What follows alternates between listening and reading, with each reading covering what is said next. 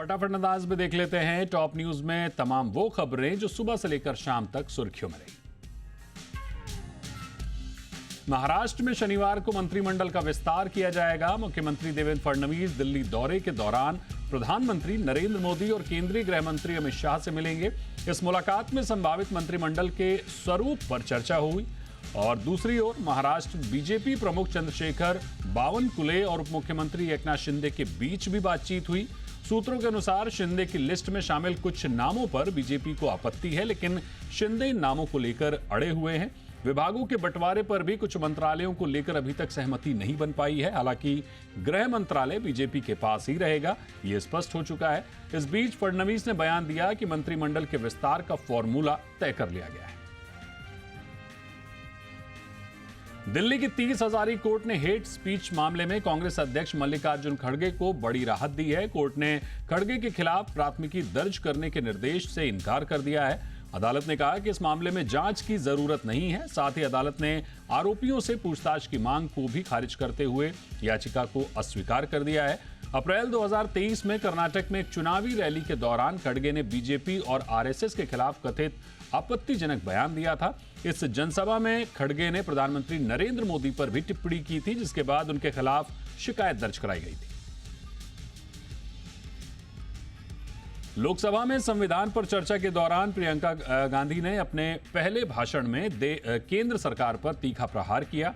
32 minute के संबोधन में उन्होंने जातीय जनगणना, अदानी समूह से जुड़े मुद्दों और देश की एकता जैसे महत्वपूर्ण विषयों पर अपने विचार रखे। अपने भाषण में प्रियंका गांधी ने देश के पहले प्रधानमंत्री पंडित जवाहरलाल नेहरू का उल्लेख करते हुए सत्ता पक्ष पर निशाना साधा और पूछा कि वे अतीत को कब तक दोषी ठहराते रहेंगे। दिल्ली में विधानसभा चुनाव की तैयारी के बीच आम आदमी पार्टी ने आज अपने उम्मीदवारों की तीसरी लिस्ट जारी कर दी है, जिसमें सिर्फ एक नाम की घोषणा की गई है। पार्टी ने कैलाश गहलोत की सीट नजफगढ़ से तरुण यादव को टिकट दिया है। 2 दिन पहले ही समाजसेवी तरुण यादव पार्षद पत्नी के साथ आम आदमी पार्टी में शामिल हुए थे। तरुण यादव एक सामाजिक कार्यकर्ता के रूप में काफी लोकप्रिय हैं। बता दें कि चुनाव की तारीखों का ऐलान भी जल्द होने वाला है। 9 अगस्त को कोलकाता के आरजीकर मेडिकल कॉलेज और अस्पताल में एक जूनियर डॉक्टर के साथ दुष्कर्म और हत्या के मामले ने गंभीर सवाल खड़े किए हैं। इस मामले में कथित जांच में देरी और सबूतों से छेड़छाड़ के आरोप के चलते सीबीआई ने 15 सितंबर को मेडिकल कॉलेज के पूर्व प्राचार्य संदीप घोष और ताला पुलिस स्टेशन के पूर्व प्रभारी अधिकारी अभिजीत मंडल को गिरफ्तार किया था। सियालदह कोर्ट ने इस मामले में बड़ा फैसला सुनाते हुए दोनों आरोपियों को जमानत दे दी। कोर्ट ने अपने आदेश में कहा कि सीबीआई 90 दिनों के अंदर आरोप पत्र दाखिल करने में असफल रही, जिसके चलते कानूनन दोनों को जमानत दी गई है। एफआईआईज यानी विदेशी संस्थागत निवेशकों ने आज भारतीय बाजार में जमकर खरीदारी की। एफआईआईज ने आज कैश में 2335 करोड़ रुपए की बड़ी खरीदारी की है। वहीं डीआईआईज यानी घरेलू संस्थागत निवेशकों ने बिकवाली की है। एक्सपर्ट्स का कहना है कि अगले हफ्ते अमेरिकी सेंट्रल बैंक फेडरल रिजर्व ब्याज दरों का फैसला लेगा, जिसका असर एफआईआईज के फैसलों पर पड़ सकता है। इसके अलावा मॉर्गन स्टैनली की रिपोर्ट में बताया गया है कि 2025 में इंडिया के शेयर बाजार फिर से तेजी दिखा सकते हैं। रिपोर्ट में कहा गया है कि काफी दौड़ चुके बुल मार्केट में अभी तेजी की गुंजाइश बाकी है। मार्केट रेगुलेटर सेबी ने रिटेल निवेशकों के एल्गो ट्रेडिंग पर ड्राफ्ट नियम जारी किया है। नए नियमों के मुताबिक हर एल्गो के लिए ब्रोकर को एक्सचेंज से मंजूरी जरूरी होगी। साथ ही सभी एल्गो प्रोवाइडर का एक्सचेंज पर रजिस्ट्रेशन जरूरी होगा। हर एल्गो ऑर्डर की यूनिक आईडी होगी। एल्गो में हर बदलाव के लिए एक्सचेंज की मंजूरी जरूरी होगी। नियमों के मुताबिक तय सीमा से अधिक प्रति सेकंड ऑर्डर को एल्गो माना जाएगा। रिटेल निवेशक अगर खुद एल्गो बनाएं तो भी रजिस्ट्रेशन जरूरी होगा। सेबी ने इस पर सभी पक्षों से 3 जनवरी तक राय मांगी है। आपको बता दें कि जी बिजनेस ने 3 दिसंबर को ही बताया था कि रिटेल एल्गो के नियम आने वाले हैं।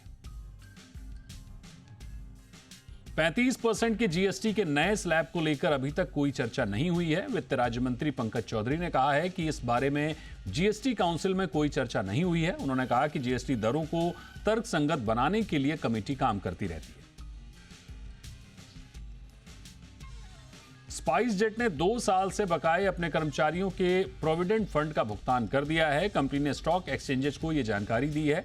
इसके अलावा स्पाइसजेट ने विमान लीज देने वाले और अन्य लेनदारों के साथ कई बकाया विवादों को भी सुलझा लिया है। कंपनी ने पिछले 3 महीनों में टीडीएस, जीएसटी और कर्मचारियों के वेतन सहित सभी देनदारियों का भुगतान कर दिया है। स्पाइसजेट अब अपने लीगल देनदारियों के भुगतान के साथ ब्याज भुगतान पर काफी बचत करने की उम्मीद कर रही है। स्पाइसजेट के चेयरमैन और एमडी अजय सिंह ने कहा कि कंपनी कर्मचारियों के कल्याण और वित्तीय जवाबदेही के लिए प्रतिबद्ध है।